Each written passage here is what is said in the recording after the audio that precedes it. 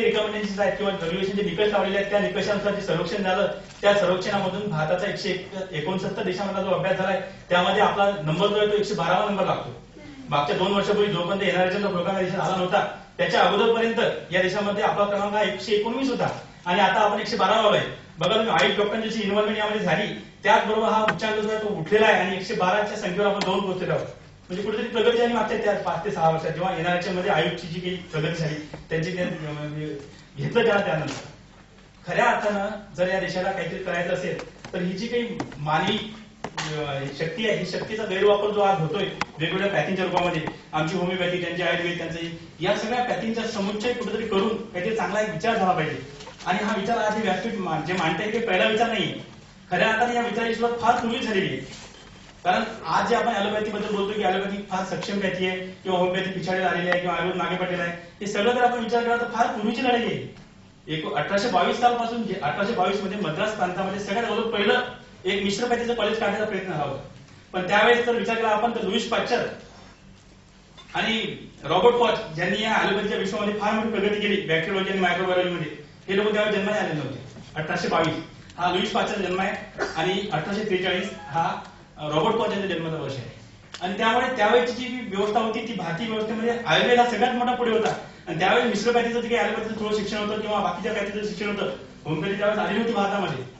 आणि अशा वेळेस या देशामध्ये काहीतरी मिश्र जावं आणि चांगल्या पद्धतीने काहीतरी मिळावं म्हणून प्रयत्न झालेला त्यांनी मद्रास प्रांताचं जे कॉलेज होतं त्या कॉलेजला त्यावेळेच्या आयुर्वेद सनातनी आयुर्वेद डॉक्टरांनी विरोध केला होता वैद्यकांनी की आयुर्वेद हा संस्कृतचा विषय आहे आणि तो आमचाच असला पाहिजे म्हणून आम्ही यामध्ये मिश्रपॅथी हा विषय येऊ देणार नाही. त्या बाकीचे सगळे फिरंगे पॅथी आहेत आम्हाला चालणार नाही आणि तो विषय पडून गेला. म्हणजे खऱ्या अर्थानं ज्यावेळेस ज्या पॅथीचं हे होतं स्टॅमिना होता ज्या पॅथीची काही ताकद होती त्यानंतर त्याच आयुर्वेदामध्ये काही डॉक्टरांनी प्रिन्सिपल काढून ऍक्टिव्ह प्रिन्सिपल काढून नंतर रॉबर्ट कॉच हे लोक फार मोठे शास्त्रज्ञ झाले. या लोकांनी मायक्रोबायोलॉजीचा सिद्धांत समोर आणला आणि त्यानंतर जो की ॲलोपॅथीमध्ये एक क्रांतिकारी बदल झाला आणि तो क्रांतिकारी बदल नुसतं भारताने तर संपूर्ण जगाने स्वीकारला.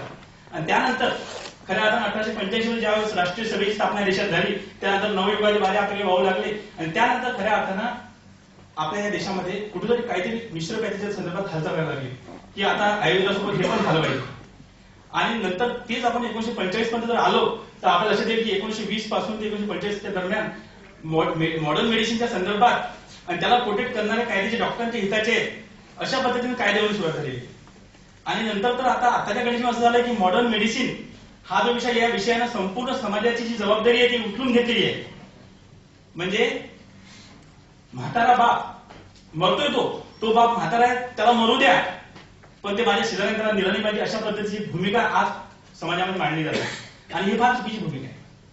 म्हणून सामाजिक हिताचे जे प्रश्न आहेत या प्रश्नांसंबंधी कुठेतरी शासनानं पण यात काहीतरी धोरणं ठरवली पाहिजे.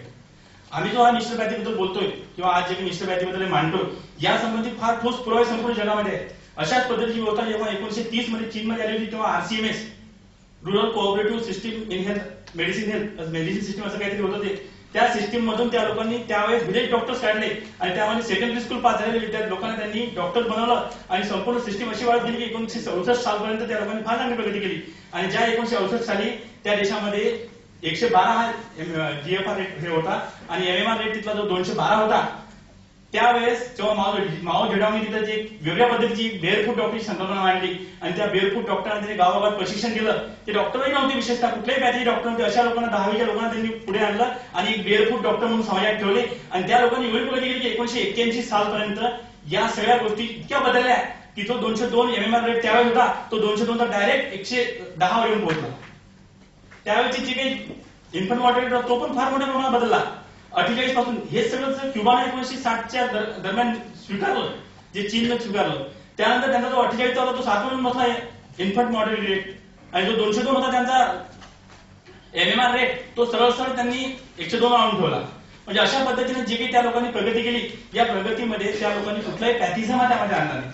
खऱ्या अर्थानं शिक्षण हे कोणाची मक्तेदारी नसते आणि त्या शिक्षणाला सामान्य माणसांमध्ये पोहोचू देणं आणि त्या शिक्षणाचा समाजासाठी उपयोग करणं हे शिक्षणाचं खऱ्या अर्थानं कर्तव्य आहे आणि तेच मुळात आपल्या देशामध्ये होताना दिसत नाही.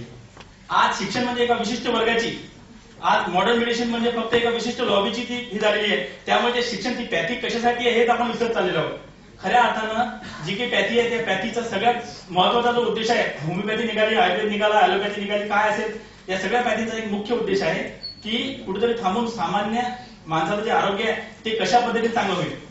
आजच्या कंडिशनमध्ये आपण जर 24,000 पीएससी बद्दल बोललो भारताच्या, तर ह्या जर पीएससी पाहिल्या तर 30,000 लोकांमध्ये एक पीएससी या हिशोबाने जरी आपण काढलं तरी जर आपण 1,20,00,000 कोटीला 30,000 भागलं तर आपल्याला लक्षात की आज या देशामध्ये 40,000 पीएससी ची आवश्यकता आहे.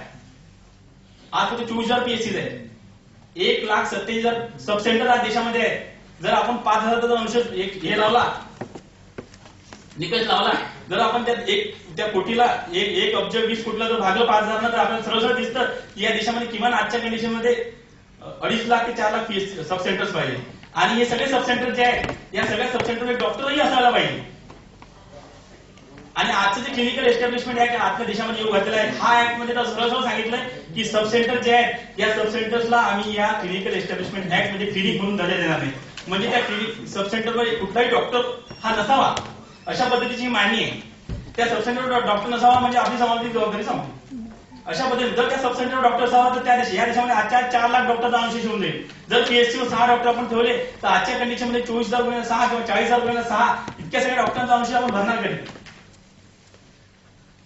देवी शेट्टी ते नारायण हृदय बंगळूरचे फार मोठे आपल्या देशामध्ये एक डॉक्टर आहेत, हृदय स्पेशलिस्ट, यांनी मागच्या 2 ते 3 वर्षात जेव्हा 2013 मध्ये एक अहवाल आला होता पार्लमेंटरी स्टँडिंग कमिटीचा, त्या अहवालामध्ये सांगितलं होतं की या देशामध्ये जर दरवर्षी आपण 100 मेडिकल कॉलेज काढले आणि हे गोल जर आपण पुढचे 10 वर्ष केलं तर 2030 पर्यंत सुद्धा आपण ती जी काही आपण सांगितलेलं आहे म्हणजे आपला WHO जो निकष दिलेला आहे की 1,000 पब्लिकला 1 डॉक्टर, हा जर निकष आपल्याला पूर्ण करायचा असेल आणि दरवर्षी आपण 100 कॉलेज काढले तरी हा निकष त्यावेळेच्या लोकसंख्ये दृष्टीने हा कमीच असणार आहे.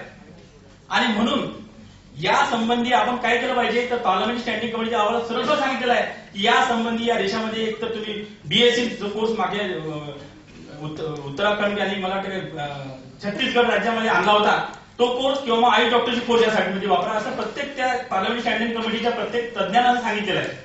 आणि हे जे सांगतो मी हे फक्त आता नाही आहे, तर भुरे कमिटीच्या अहवालाबद्दल मी मगाशी बोललो की 1946 साली त्यावेळेच्या काळामध्ये जे आपण आता आपल्या हातात कागद पडलेला यामध्ये सरळ सरळ लिहिलेलं आहे की प्रोमोटिव्ह, प्रिव्हेंटिव्ह, क्युरेटिव्ह, रिहॅबिलिटिव्ह आणि पॅलिएटिव्ह आणि हेल्थ सर्व्हिसेस जर द्यायचे असतील तर हे जे पाची शब्द आहेत हे पाची शब्द 1946 सालचा जो भुरे कमिटीचा अहवाल आहे या देशाच्या प्रायमरी हेल्थ सिस्टीम संबंधी त्या अहवालामध्ये पाची व्याख्या आहे. आणि यामध्ये सगळ्यात महत्त्वाचं वाक्य सुटलेलं आहे ते म्हणजे इंटिग्रेटिव्ह. यामध्ये सगळ्यात पहिलं वाक्य जर 5 पुस्तक असेल आपल्याकडे ईएसएमचं त्या पुस्तकात वाचा की सगळ्यात पहिले भुरे कमिटीचा 1946 सालचा अहवाल आहे त्यामध्ये सगळ्यात पहिलं वाक्य इंटिग्रेटिव्ह अप्रोच असला पाहिजे. आणि तो इंटिग्रेटिव्ह अप्रोच या 5 शब्दामध्ये नाही. हा इंटिग्रेटिव्ह अप्रोच जर असला तरच या देशाच्या सिस्टीमचं काहीतरी होऊ शकतं अशा पद्धतीने मांडणी करणारे जे वेगवेगळे अहवाल आलेले आहेत त्या अहवालामध्ये भुरे कमिटीनंतर पंडित कमिटी आली, त्या पंडित कमिटीने हे सांगितलं, पंडित कमिटीनंतर आर.एन. चोप्रा कमिटी आली, त्या आर.एन. चोप्रा कमिटीने हे सांगितलं, त्यानंतर 1958 साली उडपा कमिटी आली आणि उडपा कमिटीनंतर ते डायरेक्ट अशा मधल्या जे राष्ट्रीय नियोजन आयोगाचे जे वेगवेगळे हे होते त्या प्रत्येक कमिटीमध्ये अशा पद्धतीने तरतूद करण्यात आली होती की काहीतरी झालं पाहिजे. पण या सगळ्या गोष्टींमध्ये आपण सरकार गोष्टी मागे पडते. मागच्या वर्षी जर आपण बजेट हेल्थचा बजेट पाहिला देशाचा तर तो 35,000 कोटी होता, त्यामुळे आकडे तफावत असेल. आणि या वर्षी जर बजेट पाहिला सध्याच्या सरकारचा तो 33,000 कोटी आहे, म्हणजे 2,000 कोटीने आपण मागे आलेलो आहोत. आणि आपल्यासमोरचे चॅलेंजेस जे आहेत आपल्याला 6 लाख डॉक्टरांचा अनुशेष आहे, जवळजवळ या देशामध्ये आजच्या 10 लाख सिस्टरचा अनुशेष आहे. या सगळ्या गोष्टीचा अनुशेष आपल्याला भरायचा आहे आणि आपण शिक्षणावरचा जो खर्च आहे, एज्युकेशनवरचा जो खर्च आहे, हेल्थ एज्युकेशनवरचा खर्च आहे तो सगळं आपण कमी करतो. खऱ्या अर्थानं प्रायमरी हेल्थ सेंटर सक्षम झाली पाहिजे ही आपल्या सर्व सामाजिक जे पॅथीतले लोक सगळ्या पॅथीतल्या लोकांची मागणी असली पाहिजे की या देशाची हेल्थ सिस्टीम खरी झाली पाहिजे. आणि म्हणून आपण ज्या पद्धतीनं या देशाचं पुनर्मूल्यांकन करतो किंवा या देशाच्या हेल्थ सिस्टीम बद्दल बोलतो ते फार कठीण झालेलं आहे. जर आपण ठेवलं की 100 कॉलेज झाले त्यानंतर जे 10 लाख डॉक्टर निघतील ते 10 लाख डॉक्टर या समाजामध्ये राहतील की नाही याची गॅरंटी नाहीये. कारण माझ्याकडे प्रूफ्स आहेत 57 ते 60च्या दरम्यान या देशामध्ये जवळजवळ 30 ते 40% डॉक्टर मागे ठेवत होते. 60 साल नंतर 90 सालपर्यंत ते प्रमाण 30% आलं. एम्स नावाची जी संघटना आहे देशातली त्या संघटनेमधले त्यातून डॉक्टर बनतात पारवडे सरकारच्या खर्चावर निघतात. ते डॉक्टर दरवर्षी 57% डॉक्टर दरवर्षी मायग्रेट होतात. म्हणजे जर आपण 100 आपल्या देशामध्ये इन्फ्रास्ट्रक्चर तयार केलं, 100 कॉलेज काढले आणि त्यानंतर निर्माण होणारे डॉक्टर जर परदेशात जात असतील तर ते डॉक्टर मिळून तरी काय फायदा. म्हणजे खऱ्या अर्थानं जर आपण पाहिलं जेव्हा 5,000 डॉक्टर सध्याचा जो रेट आहे त्यानुसार 5,000 डॉक्टर दरवर्षी या देशातून परदेशात मायग्रेट होतात. आज ऑस्ट्रेलियामध्ये काही 57,000 डॉक्टर्स आपले आहेत. आज फिलिपाईन्स आणि युएसए काही देश आहेत त्या देशांमध्ये किती 1 लाखाच्या वर आकडा गेलेला आहे. आणि हा जर आकडा आपण काढला आणि दरवर्षी असं जर मायग्रेशन होत राहिलं लक्षात ठेवा तर 5,000 डॉक्टर देशातून गेले तर या देशाचं 190 बिलियन डॉलरचं नुकसान होतं, असा एक हे निकष आहे, असा एक हे आहे. तर या पद्धतीने जर आपण विचार करत गेलो तर ही जी सिस्टीम बनणार, एवढे सगळे मेडिकल कॉलेज निघणार, त्यातून जे काही माणसं निघणार, म्हणजे खऱ्या अर्थानं आपण एक सामान्य पक्षी एका विशिष्ट याच्यात सोडायचा आणि त्याचा बगळा म्हणून तो पुढे उडून जायचा, अशा पद्धतीने सगळेच पॅथी झालेलं आहे. मी कुठल्याही पॅथीवर टीका करत नाही. कारण मी असं म्हणणार नाही की होमिओपॅथी डॉक्टरना आपण ॲलोपॅथी दिली किंवा मग आयुर्वेदिक डॉक्टरना काहीतरी आपण मिश्रपॅथी दिली म्हणजे ते फार चांगल्या पद्धतीने सामान्य काम करायला लागतील. मुळात शिक्षण व्यवस्थेमध्ये लोकांमध्ये कुठेतरी त्या समाजाप्रती काहीतरी देण्याची भावना असण्याची काहीतरी हे गेली पाहिजे, ती नेमका मुळात आपल्या शिक्षण व्यवस्थेत जात नाहीये.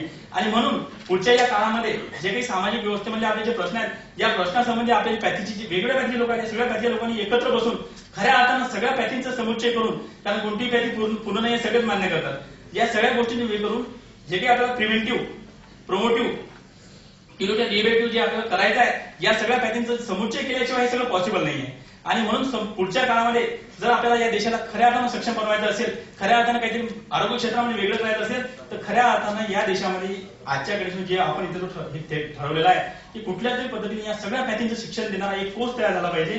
आणि त्या कोर्स नंतर जे काही आता या गोष्टीला भरपूर सगळ्याच पॅथीवर विरोध करणार, सगळेच पॅथीवर लोक आपण टुमटुम देणार की नाही आम्ही श्रेष्ठ, पण खऱ्या अर्थानं आम्ही श्रेष्ठ की ज्यासाठी आम्ही आहोत ती सामान्य जनतेचं आरोग्य श्रेष्ठ, हा एक विषय आहे. आणि तो विषय आपल्याला पोहोचवण्यासाठी आज ही आपली जी कॉन्फरन्स आहे, या कॉन्फरन्सच्या आयोजकांना मी खरंच धन्यवाद देतो की त्यांनी हा एवढा चांगला विषय ऐरणीवर आणला. आणि सगळ्यात पहिल्यांदा हा विषय जिथं आयुर्वेदिक पद्धती, होमिओपॅथी विभागाची पद्धती, आयुर्वेदिक पद्धती सगळे एकत्र आलेले आहेत आणि सगळे या गोष्टीतून, या सगळ्या आपल्या विचार मंथनातून काहीतरी चांगलं काढतील. आणि हा जो कोर्स आहे, या कोर्स संबंधी खऱ्या अर्थानं काहीतरी या राज्य सरकार किंवा केंद्र सरकारकडून झालं पाहिजे.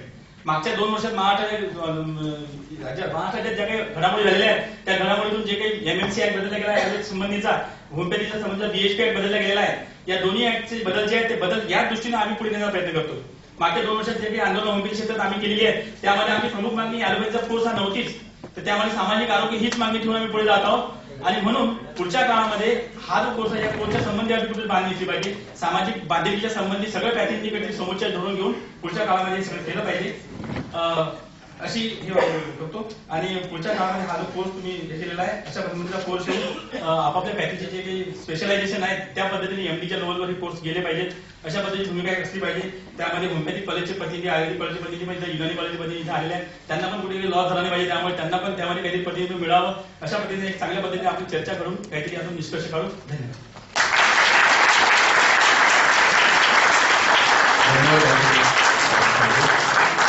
खरोखरच वेळेचं बंधन आहे, विषय फार गहन आहे आणि फार काही